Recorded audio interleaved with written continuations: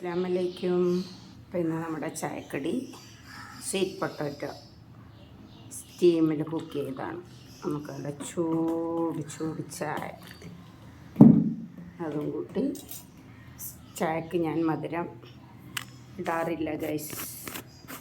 കുറച്ച് കാലങ്ങളായിട്ട് നമ്മുടെ സ്റ്റീവിയ ഷുഗറാണ്, സോൾ ഫ്ലവേഴ്സ്. ഇത് മധുര തുളസി എന്ന് പറയും, മധുര തുളസിയിൽ നിന്ന് എടുക്കുന്നതാണ്.